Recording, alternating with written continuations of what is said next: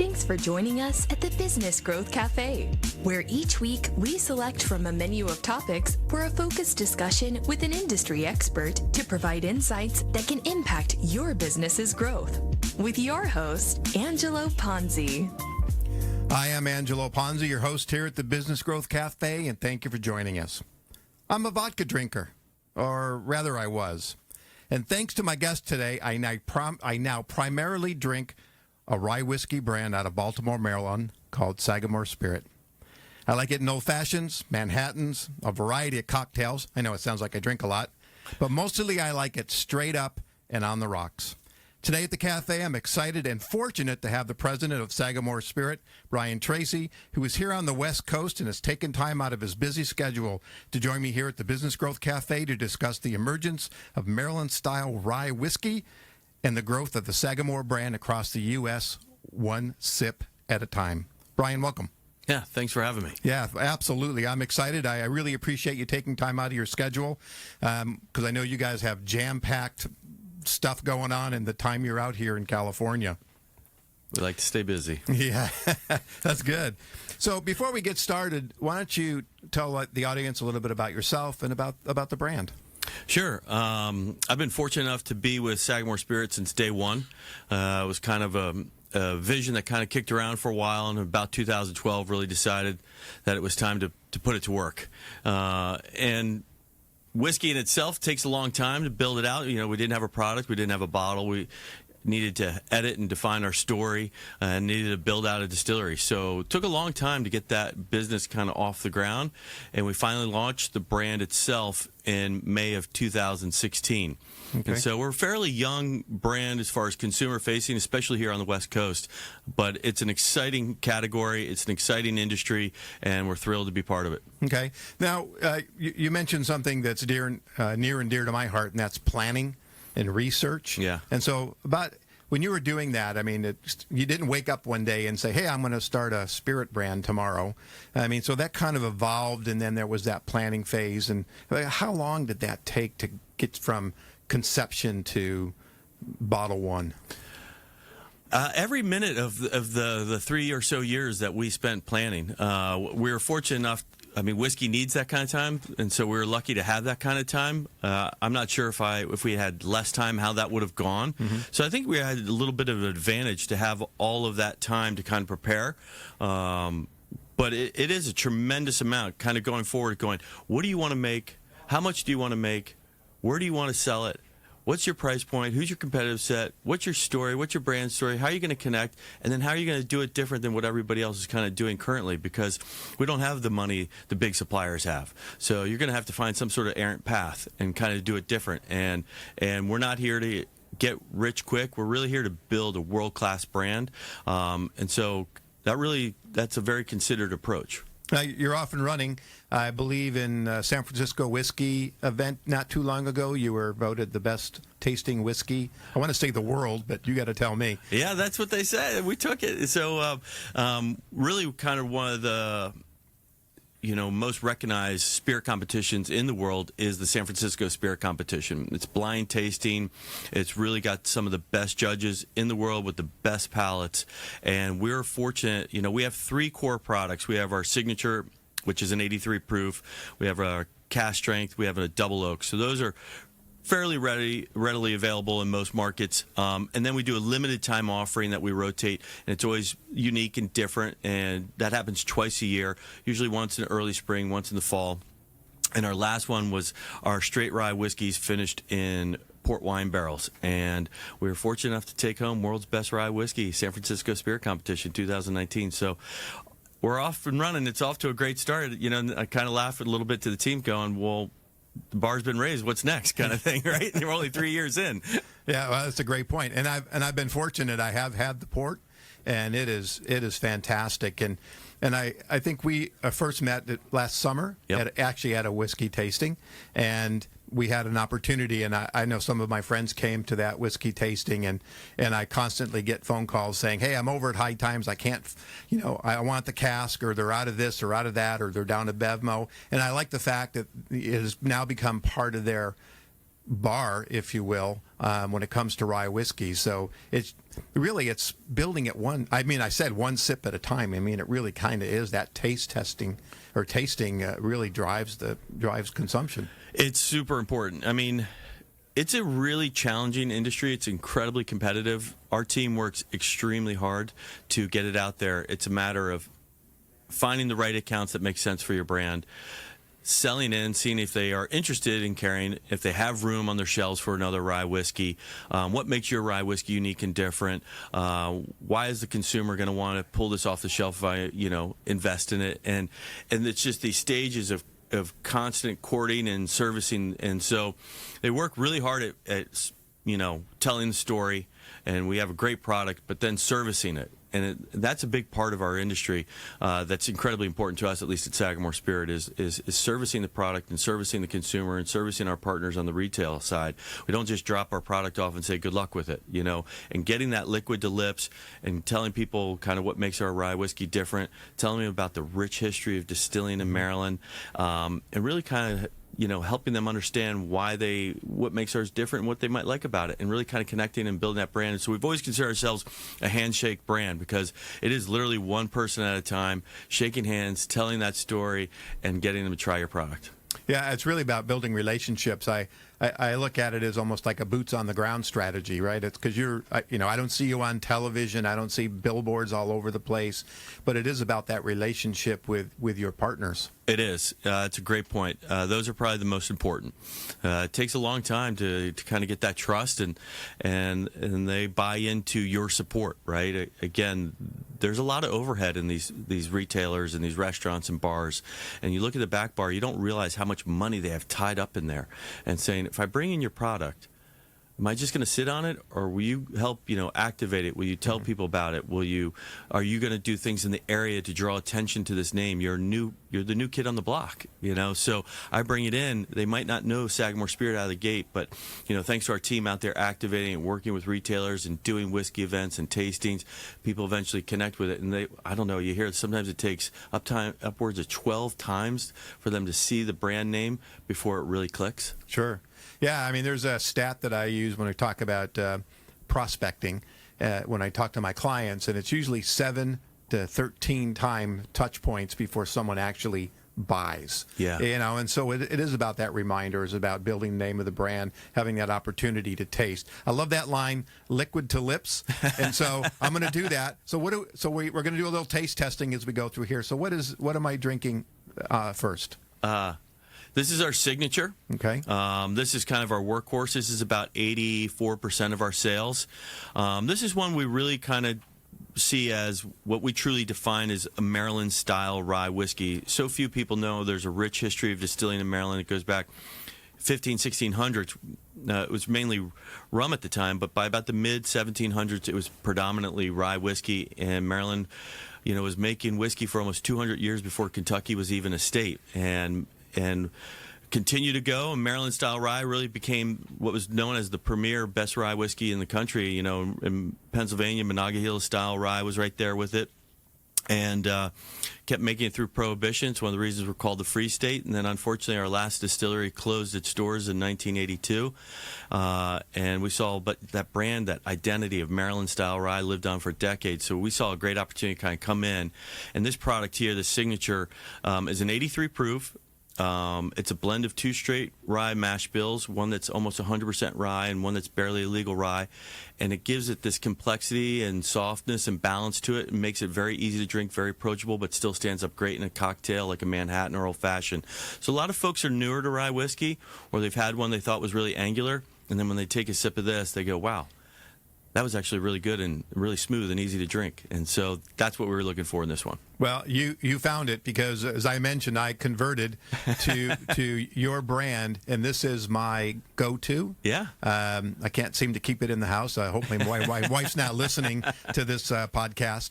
But, I find this so smooth and the aftertaste, and I can feel the aromas, and it is a spectacular product, and I love it. Thank you. Yeah, we're very proud of it. And like I said, a lot of folks are newer to the category, and so this is a great way to get started, and people are really pleasantly surprised. Even the seasoned whiskey drinkers enjoy it.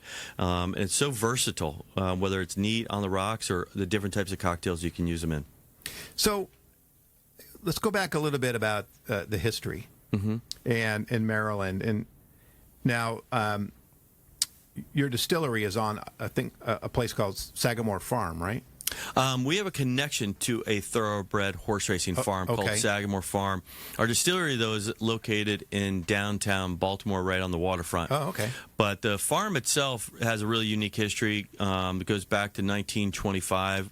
Alfred Vanderbilt got it for his 21st birthday when his mom realized he was spending more time at the racetrack than actual classes at Yale. So it must be nice. Yeah. But it ended up being like a legendary thoroughbred horse racing farm.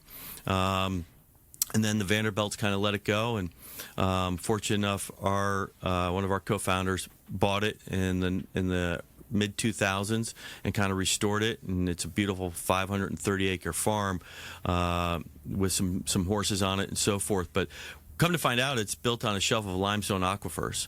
And we have this beautiful little spring house that was built in 1909. You open it up, there's no floor in it. There's just spring water coming up out of the earth. And we use 100% of the limestone spring water from Sagamore Farm to proof all of our whiskeys. So we think after you spend 4 to 6 years in a barrel, you can only use the highest grade quality water you can find. In the Mid-Atlantic region, we studied it, and we still study it today, but we studied it for about 3 years.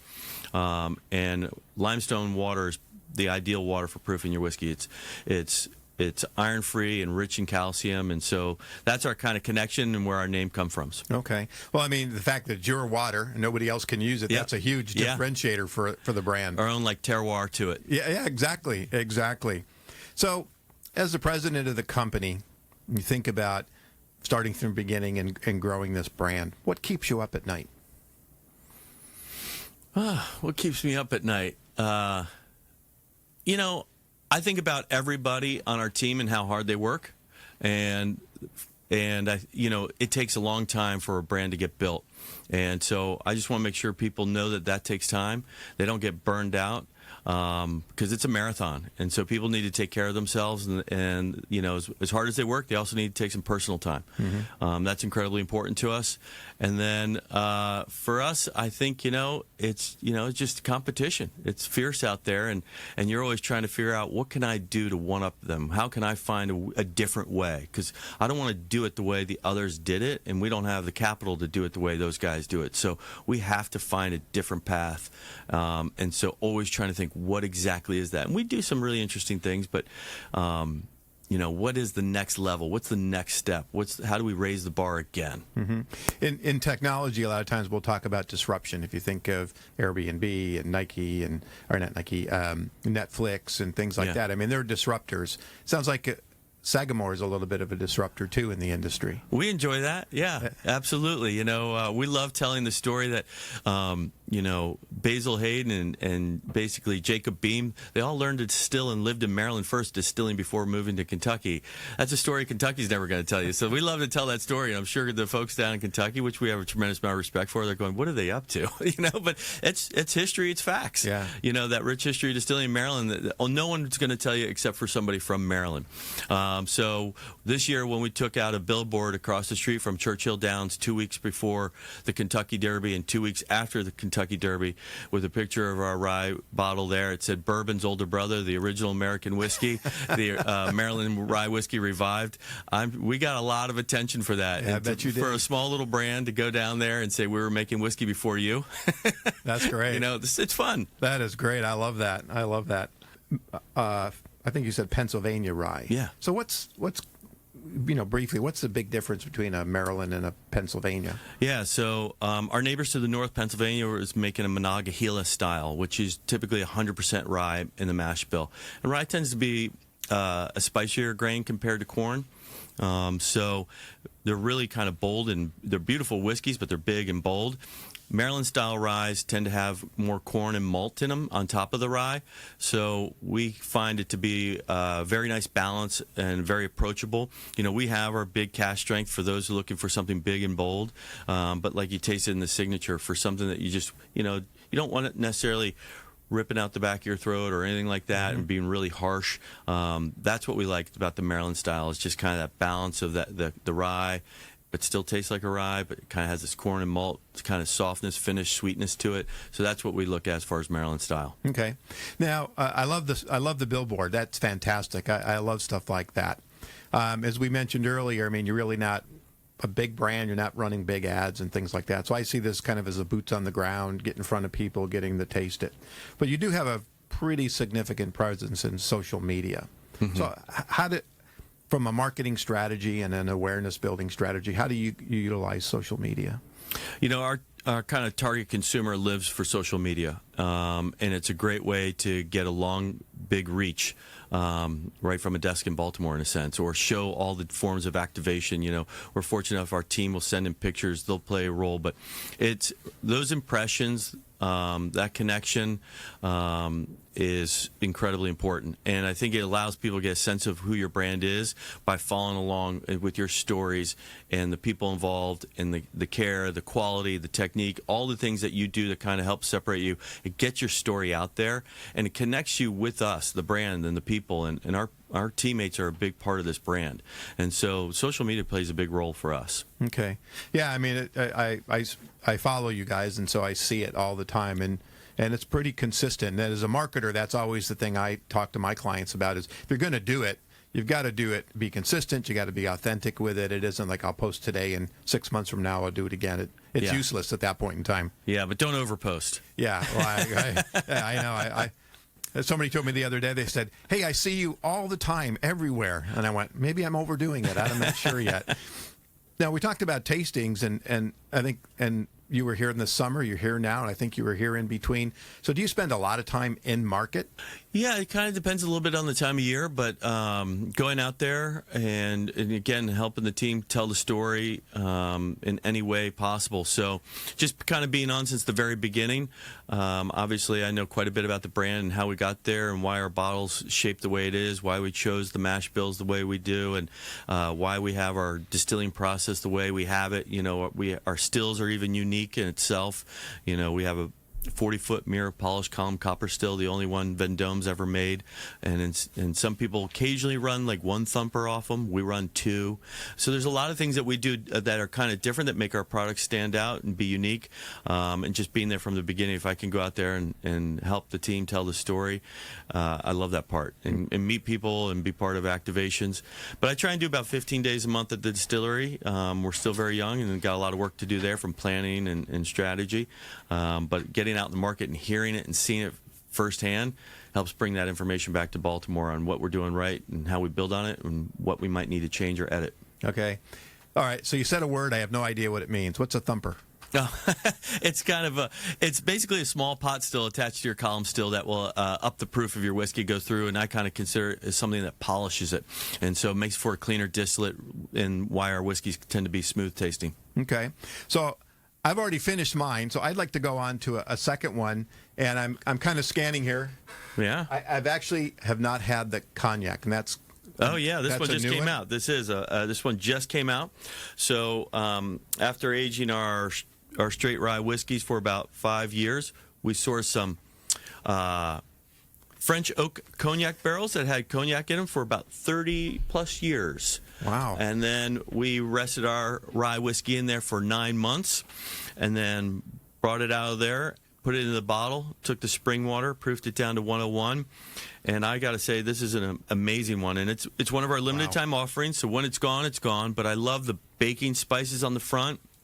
And then you get kind of cognac classic, kind of like a little bit of apple and that kind of cognac dryness and mouthfeel on the back. And this almost like real sweet creme brulee, brown sugar sweetness finish to it. It's really well balanced. They worked really well together. We're very happy with the way it came out. We're thrilled. Is that new? Is that new in the market in California? It's new in the market. I think there's only about 700 cases nationwide. So when it's gone, it's gone. So grab it while you can. I'm just going to say I have to go get one. Yeah, it's spectacular. I might know somebody who can pick me one up. So let's spend a couple minutes going through. Now, there's 4 bottles here. Mm-hmm. I saw on the website there's actually 6. Now, you have the port, you've got the cognac, and I think I saw one that was aged in Pinot. Yeah, so we had some. So we have, like I said, you tried our signature, our 83 proof. We have our double oak, which is aged a second time in an innovative wave stave barrel. We cut grooves down the inside of the staves and then just toast it and do about 9 months in there. It's really one of the few, if not kind of one of the only double oak ryes I know of on the market, really fun and unique, and then the big, bold cask strength. And then we have had these limited time offerings that kind of rotate, that can fall underneath a distiller select, where maybe it's something that came from a distillery background, maybe a whiskey finished in tequila barrels, or and then there's a kind of our vintner select, which is something where we source some wine barrels, Pinot, Shiraz, and some port barrels, and did a blend, our Vintner Select. And we have a brewer select where we'll work with breweries, send our rye barrels to them. They'll put beer in them for a while. Then they'll send them back, and we'll put our whiskey in it. So there's just lots of fun types of collaborations. And those all kind of fall underneath this limited time offering that, they're short runs, but they're fun and exciting and kind of show off the innovation of the team and the versatility of Maryland Style Rye. And then, the 3 core products are always out there. And then we even have a barrel select program where the retailers can come and kind of handpick what we consider to be our premier barrels. Okay. Well, that's fantastic. And for those listeners out there, I don't know where you are in the country. I believe you're in about 35 states now. Yep. And I think Japan as well. Did I see you sent We are officially now in Japan, China, Philippines, shortly to be Canada, UK, and Germany. Well, fantastic. And Panama. Congratulations. Thank you. So we know what kept you up at night. Yeah. So what has been your biggest challenge in growing this brand? My show is about business. So from a business standpoint, what has been the biggest challenge in growing this brand? Capital is always something, and how to spend it wisely and you're never going to have enough money. And so when you go spend it, you want to feel really good about how you spend it. So I wouldn't say it's been a challenge, but that's where we probably give it a tremendous amount of thought. And then the liquor world itself has a tremendous amount of compliance and a lot of antiquated ways from back in Prohibition. And so there's a lot of hoops to jump through, and it's not easy. So every time we might have a really creative idea, might not be something you can actually do because you're trying to think outside the box, but it's so heavily regulated and there's so much compliance behind it makes it really challenging. And then, we have a 3-tier system, and we have our distributor partners are really engaged, and they're incredibly important to us, but they have big books and we're just a little guy in there, so sometimes getting the attention is challenging. So working within the structures, but that's what it is, and you're going to have to find a way to do it. Yeah. There's no choice. There's no going really around it as of today. Yeah, well, I've noticed in one of the bigger retailers here, I remember when I first was exposed to the brand, you were on the bottom shelf. I think the last time I went, you were on shelf 3, maybe out of 5. So getting close right to the middle, which is fantastic. You want to get eye level, and then we're golden, right? Yeah, it goes back to those relationships. Yeah.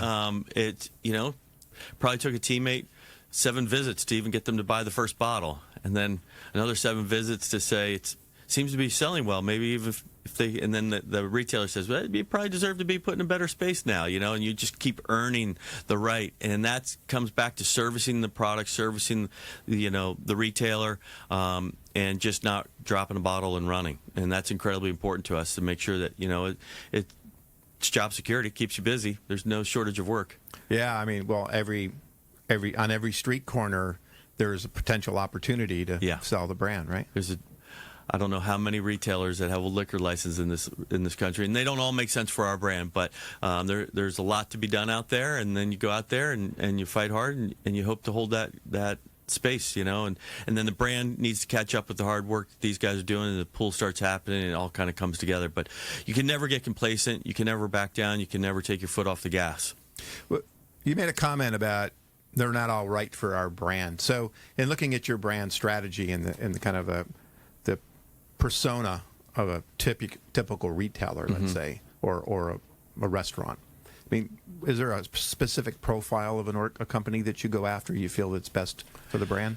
Yeah, obviously being whiskey, you look for bars or restaurants that tend to have kind of a whiskey theme to them. They obviously have the consumer base already, so that's really important to us. And the retailers, their clientele as well. And so some places are just really great at selling beer. maybe not so much whiskey. Some places are really great at selling vodka, maybe, again, not whiskey. But so really kind of finding out. And then this day and age, some folks are better at hand selling our products. So we can go in there, arm them with the information of our brand, and then they're good about saying, I can tell you a little bit about Sagamore Spirit and what makes them unique, and really help to hand sell it. And that's important to us, to kind of just keep it moving. Well, that's about that education I think you mentioned earlier on, is really about not only educating the consumer, but educating your retailers, and every retailer becomes a brand ambassador. Every bartender becomes a brand ambassador, right? Yep. Making sure they can tell the story and tell it well. Yeah, I mean, it's a heavy lift, but we like the challenge of. But again, nobody's going to tell the story of history of distilling in Maryland or Maryland Style Rye, other than a distillery from Maryland for the most part. There's a few out there, though, it's kind of interesting, that are not in Maryland that do a Maryland Style Rye. So it speaks, I think, that's the ultimate compliment, that there are folks out there that recognize it as a unique and premium type product. So. Okay. There's a couple questions that I ask all my guests. I've already asked you one. The second one is, what's the best business advice you've ever received and or given? Received or given? I've received a lot. And I've received a lot of good things. But I mean, I think, having passion, patience, and persistence to everything that you do is incredibly important. And I try and take that approach to everything. And it's a balance of all three. But people are going to feed off your passion. They're not going to feed off of something that you're not even excited about. Mm-hmm. So showing the passion and excitement for something will get them engaged. And then I've kind of gone through it in so many scenarios and how hard this team works. There's a lot of patience that has to be involved. You might not get that account. You might not get that menu for a while. But being persistent and being patient and hanging in there and servicing it is incredibly important. So, the other thing that I was always told is build a great team, tell a great story, build a great product, and service it. And so kind of we take that approach to everything. Okay. If your journey as a business person, an entrepreneur, was a book, what would the title be? Oh, man. Enjoy life to its fullest. And I don't know, man. That's a good question. I would say whiskey, you want to enjoy a little bit of moderation to it, too, But I don't know. You cherish every day. I feel very fortunate to be with this company, Sagamore Spirit. I feel very fortunate to work with the people I work with. I don't know. I just cherish every day. Okay. That is wise words, and that everybody should live by. How we doing over there, Paul the engineer? We got to wrap it up. All right. So Brian, why don't you? First of all, this cognac is fantastic. Thank you. I mean, it is just. I mean, while you're talking, my mouth is just feeling great. Good. Anyway, why don't you tell the audience how they can learn more about Sagamore and certainly connect with you if that's something you'd like? Oh, we'd love that. Obviously, there's a few things that you can do. Basic website, sagamorespirit.com, and it's not spirits. There's a reason why. Well, maybe another show sometime, but there's just a lot of spirit and passion to this brand. And so sagamorespirit.com, social media, at Sagamore Spirit.